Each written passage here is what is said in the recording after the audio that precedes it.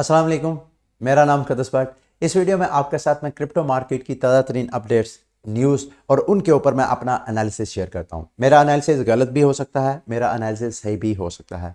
मेरा एनालिसिस खालिस्तन पुरखलूस नीयत के साथ होता है और मेरा मकसद सिर्फ और सिर्फ आपको इन्फॉर्म करना है, इंफॉर्मेशन शेयर करना है। आपने मेरी किसी भी इंफॉर्मेशन को फाइनेंशियल एडवाइस नहीं लेना, क्योंकि मैं कोई भी रिकॉग्नाइज्ड डिग्री याफ्ता फाइनेंशियल एडवाइजर नहीं हूं। तो आपने मेरी सारी इंफॉर्मेशन को as a journalist, as a reporter आपने लेना है। आपने सिर्फ अपने आप को इन्फॉर्म करना है। कल की अगर मार्केट की बात की जाए, मैं अभी आगे जाके आपके साथ शेयर करता हूं कुछ डाटा। मार्केट ने अच्छा खासा कल फिर डिप लिया, फिर मार्केट क्रैश हुई। लेकिन मार्केट की तरफ जाने से पहले मैं आपके साथ, आप में से बेशुमार ऐसे होंगे जो इसी तरह की इमोशनल सिचुएशन से गुजरे होंगे, जैसे कि इस वीडियो मीम में ये बंदा जो बैठा हुआ है, यूं समझे कि ये आप हैं और मैं एक आम से ट्रेडर है जिन्होंने मार्केट में पैसा फेंका। एक कैन फेंका, दो कैन मार्केट से लिए, यानी थोड़ा सा पैसा फेंका, उस पर प्रॉफिट आया। हमने कहा wow, what a good experience. आप मजीद उसमें पैसा डालते हैं, मजीद उसमें इन्वेस्टमेंट करते हैं।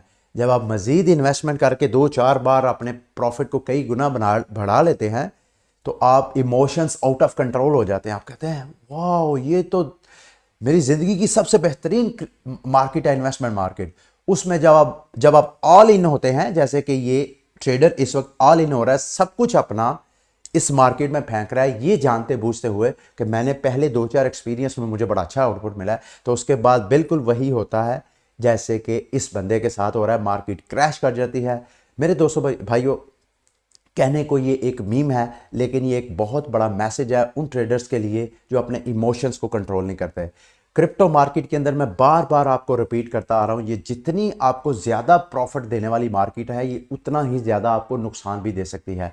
तो क्रिप्टो मार्केट के अंदर आपने हमेशा वो पैसा इन्वेस्ट करना है जिसके गुम हो जाने से, नुकसान हो जाने से आपकी ज़ाती लाइफ में या आपके साथ वाबस्ता जो आपकी फैमिली है, फ्रेंड्स हैं, उनकी लाइफ में कोई डिस्टर्बेंस नहीं होनी चाहिए। आपने कभी भी उधार लेके इसमें इन्वेस्टमेंट नहीं करनी। आपने कभी भी वो पैसा इन्वेस्ट नहीं करना जिसकी आपको आने वाले वक्त में जिसकी ज़रूरत हो। आपने वो पैसा इन्वेस्ट करना है और उसका भी कुछ मखसूस हिस्सा इसमें इन्वेस्ट करना है जो कि आपके पास एक्स्ट्रा मनी है।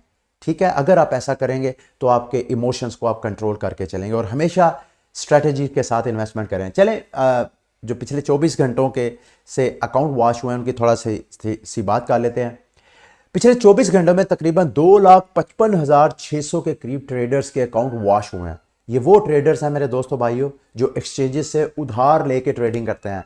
अगर आप क्रिप्टो करेंसी में इन्वेस्टमेंट करते हैं बगैर लेवरेज लिए, बगैर एक्सचेंजेस से फंड लिए, तो मार्केट जितनी मर्जी नीचे चले जाए, आपका अकाउंट वॉश नहीं होगा, आपका अकाउंट जीरो नहीं होगा। आप अगर स्पॉट ट्रेडिंग करेंगे, आप कोई क्रिप्टो करेंसी लेते हैं, वो क्रिप्टो करेंसी जो कि वैलिड क्रिप्टो करेंसी है, स्कैम फ्रॉड नहीं है, जो रग पुल नहीं करती है, आपसे इन्वेस्टमेंट लेती है और उसके बाद वेबसाइट बंद करके सारा कुछ प्रोजेक्ट रोल अप करके तो भाग जाती।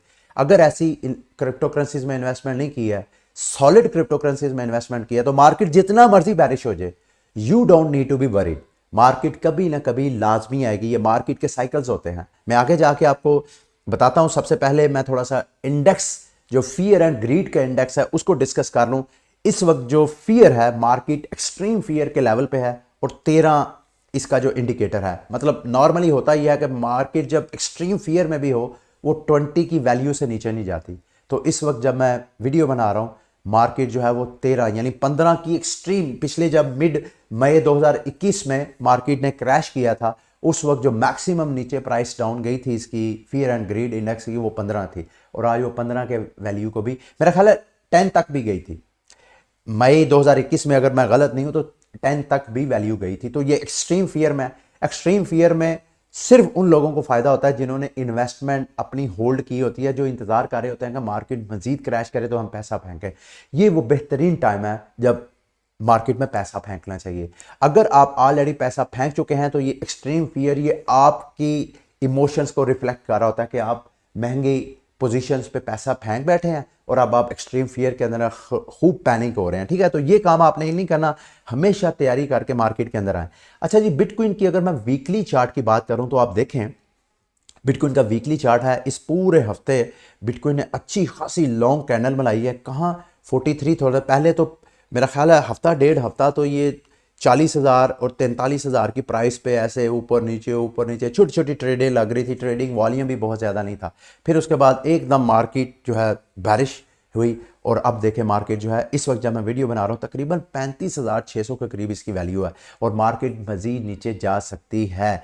अब नीचे जो स्ट्रॉन्ग सपोर्ट है जिसको समझते हैं कि पिछला जो इतना बड़ा क्राइसिस आया कि जो हैश रेट था बिटकॉइन माइनिंग का वो ऑलमोस्ट 50% जो है वो क्रैश हो गया था। 50% जो बिटकॉइन नेटवर्क की सपोर्ट थी वो क्रैश हो गई थी। तो इतना बड़ा क्राइसिस में भी मार्केट ने जो मैक्सिमम डाउन गई थी मार्केट वो 28,000 पे गई थी। तो अभी मार्केट जो है अपना उस प्राइस की तरफ जा रही है। लेट्स सी कि क्या होता है।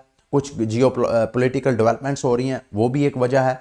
लेकिन नॉर्मली ये कहा जाता है कि हर साल मार्केट जो है वो लाजमी 50% अपनी करेक्शन करती है। तो मैंने कल की शायद परसों की वीडियो में मैं आपको बताया था कि पिछले जो ऑल टाइम हाई बनाया था 69,000 अगर उससे लें तो अभी भी जब मैं वीडियो बना रहा हूँ तो तकरीबन ये कोई मेरा ख्याल है 47-48% मार्केट जो है वो ड्रॉप हुई है अपने ऑल टाइम हाई से। अभी भी मार्केट नीचे जा सकती है। और अगर आप पिछले साइकिल की बात करें, ये डेली का चार्ट है बिटकॉइन का, मैं ज़रा आपको दिखाता हूँ। सॉरी ये ज़रा ये देखें, पिछली बार जब बिटकॉइन ने अपना ऑल टाइम हाई बनाया था last year 65,000 for the first time bitcoin history, 65,000 से फिर मार्केट जो है वो करेक्शन की। मिड मई में सारे क्राइसिस वगैरह आए। अगर आप पिछले एक साल से मार्केट के अंदर इन है तो आपको पता होगा। तो वहां से मार्केट ने जब रिकवरी की तकरीबन 100 दिन लगा मार्केट को दोबारा बैरिश जो ट्रेंड था उसको रिवर्सल, वहां से रिवर्सल लेते हुए। तो अभी अगर हम अपने इस वक्त के ऑल टाइम हाई की बात करें तो ऑल टाइम हाई बना था जाके 10 नवंबर को 69,000 for the first time bitcoin की प्राइस गई थी। उसके बाद मार्केट जो है आहिस्ता आहिस्ता, आपको ये डेली का चार्ट है, आपको देख रहे हैं डेली की कैंडल्स, आहिस्ता आहिस्ता मार्केट बैरिश। तो अभी मेरे दोस्तों भाइयों सिर्फ और सिर्फ 73 डेज हुए हैं लास्ट ऑल टाइम हाई से। तो क्या ये एक तरह का सिग्नल है कि मार्केट मजीद 20-25 दिन मजीद इसी तरह बैरिश रहेगी कि उसके बाद रिवर्सल करेगी, यहाँ के मार्केट जो है वो 1-2-4-5 दिनों के बाद फिर रिकवरी करेगी? Nobody nose. इस सिचुएशन में दो ऐसी पर्सनैलिटीज़ हैं जिनके बारे में आपको मैं लाजमी अपडेट करूंगा। नायब बाकूले ने कल फिर ट्वीट की। उन्होंने 15 जनवरी को ट्वीट की थी कि I think I might have miss the dip this time. उनका ख्याल ये था 15 जनवरी को कि शायद बिटकॉइन ने अपनी जो ट्रेंड है वो रिवर्स हो गया, बिटकॉइन जो है उसकी प्राइस ऊपर जाएगी और वो बिटकॉइन को दोबारा लोएस्ट प्राइस में बाय करने की अपॉर्चुनिटी मिस कर चुके हैं। लेकिन अब उन्होंने कल फिर बिटकॉइन जो है $15 मिलियन का 410 बिटकॉइन उन्होंने दोबारा बाय किए हैं। अगर इनके नेशनल रिजर्व में देखा जाए तो मेरा मानना यह है कि तकरीबन 1300 या 1350 बिटकॉइन इनके नेशनल रिजर्व में है। इनके ऊपर बड़ी सख्त तनकीद हो रही है मेरे दोस्तों भाइयों। उसकी वजह यह है कि इनकी जो बाइंग है उससे एल सल्वाडोर का देखा जाए तो वो लॉस में जा रहा है। उनके बहुत सी अब उनकी आर्ग्यूमेंट्स है इस हवाले से। नायब बाकूले का कहना यह है कि हमारे नेशनल रिजर्व में हमारा जो गोल्ड है वो गोल्ड जो है वो भी लॉस में जा रहा है। तो बिटकॉइन के मामले में वो बड़े पुरुमीद हैं कि उसकी प्राइस जो है आने वाले वक्त में लाजमी अप्रिशिएट करेगी और उनके टैक्स पेयर्स को बेनिफिट लाजमी होगा। अच्छा, इसके साथ साथ ये 2-4 चीज़ें इस हवाले से अपडेट करना मैं बहुत ज़रूरी समझता हूँ। आपको ये बताता चलूँ कि एल सल्वाडोर को पूरी दुनिया में ये कहा जाता है कि ये मक्का है बिटकॉइनर्स का। यानी बिटकॉइनर्स टूरिज्म के लिए जब कभी भी किसी कंट्री में जाना चाहें तो एल सल्वाडोर जाते हैं। जैसे हम मुसलमान जो है मक्का जाके हम अपनी इबादत करते हैं, इसी तरह ये एल सल्वाडोर बिटकॉइन मैक्सिमलिस्ट का मतलब ये इतने ज़्यादा स्ट्रॉन्ग बिलीवर है बिटकॉइन के कि वो एल सल्वाडोर को अपना मक्का समझते हैं। तो दूसरा मैं आपको थोड़ा सा इन्फॉर्मेशन इस हवाले से शेयर करना चाहता हूँ कि एल सल्वाडोर की जो सोसाइटी है बिटकॉइन को लीगल टेंडर करार देने के बाद वो उसमें बहुत बड़ा चेंज आ रहा है। 2-4 बार तो मैं आपको रिपीट कर चुका हूँ कि वहाँ की जो अनबैंक पॉपुलेशन है वो कैसे बिटकॉइन को लीगल टेंडर करार देने के बाद वो कैसे डिजिटलाइज हुई है, कैसे वहाँ का पेमेंट सिस्टम जो है वो कितना डेवलप हुआ है।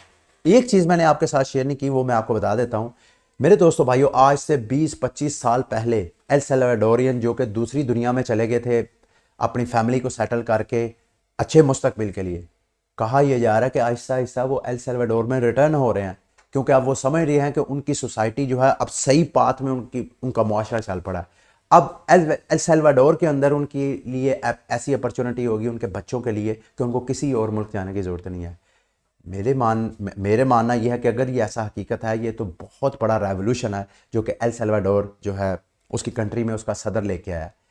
लेकिन इसके सदर को आइंदा इलेक्शन में दो चीज़ों का इसको रिजल्ट निकलेगा। अगर तो बिटकॉइन की प्राइस जो है उसकी बाइंग प्राइस से नुकसान में जाएगा, उनकी जो बाइंग है नुकसान में होगी, तो नायब बकूल लाजमी इलेक्शन हारेगा। लेकिन अगर वो प्रॉफिट में जाएगा, बिटकॉइन की प्राइस इन केस अगर $1 लाख तक चले जाती है, यू कांट इमेजिन कि कितना अच्छा उसको रिस्पॉन्स मिलेगा। खैर, अब दूसरा बंदा जो है माइकल सेलर हैं। जब कभी डिप आती है तो ये दो बंदे आपको सोशल मीडिया पे लाजमी एक्टिव नजर आते हैं। तो एक इस वजह से नजर आया है, माइकल सेलर इस वजह से नजर नहीं आया क्योंकि माइकल सेलर को SEC ने नोटिस जारी किया कि भाई आप जो अकाउंटिंग वगैरह हमें सबमिट करवाते हैं उसमें फ्लॉज है, वो एक प्रोफेशनल स्टैंडर्ड के साथ नहीं है। उस वजह से ना सिर्फ माइकल सेलर जो है वो आपको सोशल मीडिया पे एक्टिव नजर नहीं आ रहा अब तक जबकि मैं वीडियो बना रहा हूँ, कोई पता नहीं मेरी वीडियो बनाने के बाद वो एक्टिव हो जाए।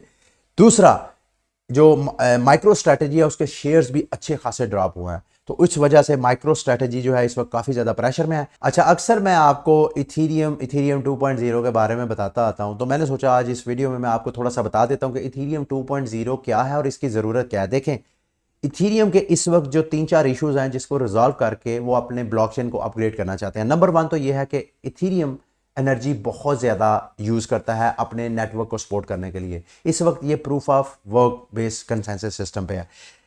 इथीरियम 2.0 जब ये कन्वर्ट होगा तो ये एनर्जी एफिशिएंट ब्लॉकचेन हो जाएगा। यानी इसके ऊपर जो तनकीद की जाती है क्रिप्टो करेंसीज के बारे में कि यार ये एनर्जी का बहुत सा ज़ाया करते हैं, बिजली बहुत ज़ाया करते हैं, तो ये जो है एक तरह का नेशनल थ्रेट है एनर्जी कंजप्शन के हवाले से, तो ये तनकीद कम से कम हो जाएगी। ज़ाहिरी बात है, जब ये प्रूफ ऑफ वर्क से प्रूफ ऑफ कंसेंसस की तरफ चले जाएंगे, प्रूफ ऑफ स्टेक कंसेंसस की तरफ चले जाएंगे, तो एनर्जी एफिशिएंट ये क्रिप्टो करेंसी हो जाएगी। दूसरा, स्केलेबिलिटी का बहुत ज़्यादा इशू है। जब कभी भी इथीरियम की नेटवर्क ग्रो करता है तो इसकी नेटवर्क कंजेस्ट हो जाता है, नेटवर्क चोक हो जाता है, उस वजह से ट्रांजैक्शन फीस बहुत ज़्यादा हो जाती है, ट्रांजैक्शन प्रोसेसिंग डिले हो जाती है। तो इसको जब ये इथीरियम 2.0 की तरफ चले जाएंगे तो उसके लिए इन्होंने शार्डिंग सिस्टम लॉन्च करना है। शार्डिंग क्या होती है कि एक वक्त में ट्रांजैक्शन को वो मुख्तलिफ कैटेगरीज में डिवाइड कर देंगे, तो एक वक्त में बजाय इसके कि एक नेटवर्क ट्रांजैक्शन को प्रोसेस करे, वो शार्डिंग के ज़रिए shard 0, shard 1, shard 2, shard 3 multiple time मुख्तलिफ नेटवर्क से वो ट्रांजैक्शन जो है वो प्रोसेस हो रही होंगी। तो अगर ऐसा होगा तो इथीरियम 2.0 इस वक्त जो क्रिप्टो मार्केट है उसमें सबसे ज़्यादा ट्रांजैक्शन की स्पीड वाइज देखा जाए तो सोलाना प्रोजेक्ट को समझा जाता है। जो पॉपुलर टॉप क्रिप्टो करेंसीज हैं मैं उनकी बात कर रहा हूँ, उनमें सोलाना जो है समझा जाता है सबसे ज़्यादा स्पीडी ब्लॉकचेन है। लेकिन जैसे ही इथीरियम 2.0 आएगा तो कहा यह जा रहा है कि इथीरियम अपनी शार्डिंग के ज़रिए क्रिप्टो मार्केट का सबसे स्पीडी जो है वो ब्लॉकचेन बन जाएगा। उसके बाद प्रोग्रामेबिलिटी का भी एक इशू है। गो के इस वक्त जब मैं वीडियो बना रहा हूं इस वक्त भी इथीरियम सबसे ज़्यादा पॉपुलर क्रिप्टो प्रोजेक्ट है जिसपे सबसे ज़्यादा डेवलपर्स हैं, जहां सबसे ज़्यादा डेवलपमेंट का काम हो रहा है। नए से नए टोकन्स लॉन्च हो रहे हैं, gaming token, DeFi tokens, borrowing, lending, हर किस्म के रंग बिरंगे आपको जो टोकन्स लॉन्च होते हैं वो ज़्यादातर आपको इथीरियम की ब्लॉकचेन पे नज़र आते हैं। क्यों? क्योंकि डेवलपर्स वहाँ की जो लैंग्वेज है सॉलिडिटी, वो लैंग्वेज आपको मार्केट में डेवलपर बहुत ज़्यादा मिल जाते हैं। इसको भी वो मज़ीद एक्सपैंड करना चाहते हैं। इथीरियम 2.0 पे वो EVM जो इथीरियम वर्चुअल मशीन है उससे वो वास्प नाम का मेरा ख्याल है वो हो जाएगा। उसमें यह है कि सॉलिडिटी के साथ साथ जो दीगर लैंग्वेजेस हैं जैसे रस्ट है, सी है, C++ है, उसके डेवलपर्स भी इथीरियम के ऊपर अपने डीफाई टोकन्स वगैरह लॉन्च करने शुरू हो जाएंगे। तो ये भी एक तरह का इनका नेटवर्क मजीद एक्सपेंड होगा। तो ये 2-4 चीज़ें थी जिनका इस हवाले से आपको जानना बहुत ज़रूरी है। अच्छा, अगर आप evolution of gaming industry already मैं 2-4 वीडियोस में डिस्कस कर चुका हूं। अगर आप बिल्कुल नए हैं तो मैं दोबारा रिपीट कर देता हूं। जिनके लिए ये रेपिटेशन होगी माजरत उनके लिए। गेमिंग इंडस्ट्री का आगाज कैसे हुआ, इसका एवोल्यूशन कैसे हुआ, इर्तिका कैसे हुआ, अगर आप इसको समझेंगे तो आपके इसके पोटेंशियल को समझ सकेंगे। देखें, मेरा ख्याल है 20वीं सदी के स्टार्ट में गेमिंग का एकदम आगाज हुआ। लोग जो थे दीगर स्पोर्ट्स वगैरह करते थे, फिजिकल स्पोर्ट्स। तो फिजिकल स्पोर्ट्स में जो इंसान की कैपेसिटी होती है, जाहिर बात है वो इंसान की कैपेसिटी। फॉर एग्जांपल आप क्रिकेट मैच देखते हैं, आप मैक्सिमम एक प्लेयर कितना छक्का लगा सकता है, मैक्सिमम जितनी ग्राउंड है ज़्यादा से ज़्यादा ग्राउंड से बाहर फेंक सकता है। लेकिन इंसान फैंटेसीज को एंजॉय करता है। इंसान की अपनी फैंटेसी होती है कि बल्लेबाज आपका फेवरेट बल्लेबाज है, वो ऐसा छिक्का मारे कि गेम ही हवा में चले जाए, गुम हो जाए। तो ये रियल लाइफ में ऐसा नहीं होता। तो गेमिंग इंडस्ट्री का जो आगाज हुआ इस सोच के पीछे हुआ, लोगों ने फैंटेसीज जो थी इंसानों की उनको कार्टून की सूरत में बनाना शुरू किया और गेम्स शुरू हुई। तो जब गेमिंग इंडस्ट्री का स्टार्ट हुआ, ये जहन में रख के फैंटेसी को सेटिस्फाई करने के, इंसान की फैंटेसी को मुतमिन करने के लिए कार्टून का इस्तेमाल करके गेमें बनाई गई। उस गेम का जो पहला आगाज था, लोग वाह वाह वाह से शुरू हुआ कि यार ये भी हो सकता है। लोगों जो लोग आहिस्ता आहिस्ता उस फैंटेसी के लय में बहते हुए गेमिंग इंडस्ट्री की तरफ आते गए। फिर जब गेमिंग इंडस्ट्री, पहली गेम का आगाज था कि लोगों का टाइम बाय करना शुरू हुआ। फिर दूसरे प्रोफेशनल्स ने देखा, इंडस्ट्रियलिस्ट ने देखा कि यार लोग तो गेमिंग में बहुत इंटरेस्ट ले रहे हैं। उन्होंने अपनी रंग बिरंगी गेम्स लॉन्च करना शुरू कर दी, रंग बिरंगी फैंटेसीज को सेटिस्फाई करना शुरू कर दिया। उससे जो गेमिंग इंडस्ट्री की का आगाज हुआ, यानी गेमिंग इंडस्ट्री का जो आगाज है फैंटेसीज को सेटिस्फाई करने के लिए उसका आगाज हुआ। फिर आहिस्ता आहिस्ता, और पहला जो आगाज था सिर्फ लोगों का कि लोग टाइम स्पेंड करें, टाइम बाय करने के लिए इंडस्ट्री कायम हुई। फिर आहिस्ता आहिस्ता इवॉल्व हुई इंडस्ट्री इवॉल्व हुई। तो कहा गया कि भाई जिसने कार्टून देखने हैं, जिसने गेम देखनी है वो पे करे। बल्कि ये हमारे दौर ही की बात है कि हम लोग स्कूल से जाया करते थे, तो जो जेब खर्च मिलता था उसके टोकन बाय करके हम गेम प्ले किया करते थे। तो आहिस्ता आहिस्ता गेम आई कि गेम अगर आपने देखनी है तो पे करें। फिर वहां से इंडस्ट्री का कंपटीशन बढ़ा। फिर एक वक्त आया कि लोगों ने कहा भाई आप ना सिर्फ पे तो कर रहे हैं, क्यों ना आप खेलें भी ना, यानी अगर आप खेलना चाहते हैं तो आप पे करें तो खेलें। फिर गेमिंग इंडस्ट्री डेवलप हुई, यहां तक चलेगी कि भाई जो बंदा गेम देखना चाहता है वो पे करे, और अगर वो पे करेगा तो गेम में बाकायदा पार्टिसिपेट कर सकता है। मार्केट मजीद इवॉल्व हुई, मजीद इर्तकाई मंजिल तय की। तो फिर ये कहा गया कि भाई आप जो गेम खेलते हैं उसमें जो एसेट्स वगैरह बाय करते हैं, इन गेम एसेट्स, वो आप एसेट्स बाय करके रख लें। उससे आप अपने जो कार्टून्स हैं, जो एवेटार्स हैं जो कि गेम के अंदर खेलते हैं, उनको आप उनकी पावर को बढ़ा सकते हैं। अगर आप इतने पैसे लगाएंगे तो आपका जो कार्टून है उसकी पावर इतने गुना बढ़ जाएगी, उसकी लाइफ इतने गुना बढ़ जाएगी, उसकी स्पीड इतने गुना बढ़ जाएगी। तो फिर आहिस्ता आहिस्ता एक वक्त आया, आज जब मैं वीडियो बना रहा हूँ मेरे दोस्तों भाइयों, अब गेमिंग इंडस्ट्री का कंपटीशन ये है कि ना सिर्फ आप इन गेम एसेट्स को बाय कर सकते हैं, और वो जब आप बाय करते थे वो उस वक्त गेमिंग का जो मालिक है, जो कंपनी है, उनके एसेट्स में होते थे। आज वेब 3 का जो जिक्र हो रहा है, आज जो कुछ आप गेमिंग इंडस्ट्री में बाय करते हैं, एक तो वो अपने पर्सनल वॉलेट में सेव होता है, यानी वो कंपनी का नहीं होता। जैसे ऑक्सी इन्फिनिटी है, आप उस पर अगर ऑक्सीज वगैरह बाय करते हैं तो वो आपके अपने रोनन वॉलेट में है, कंपनी का उससे कोई लेना देना नहीं है।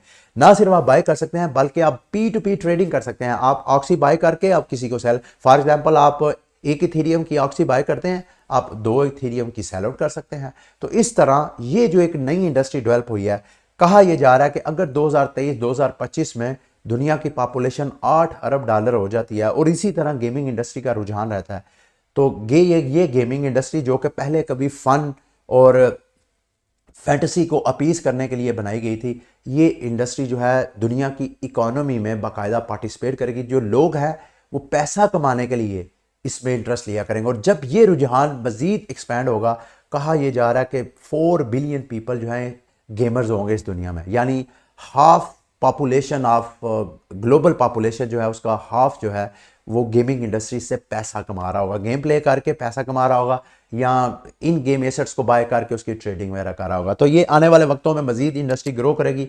तो गेमिंग इंडस्ट्री के जो अच्छे अच्छे प्रोजेक्ट्स हैं उनमें आप देख के उनमें आप इन्वेस्टमेंट कर सकते हैं। ये था आज का बुलेटिन। उम्मीद है कि आज का बुलेटिन भी आपके लिए इन्फॉर्मेटिव रहा होगा। अगली वीडियो तक के लिए मुझे इजाज़त। अल्लाह हाफिज़।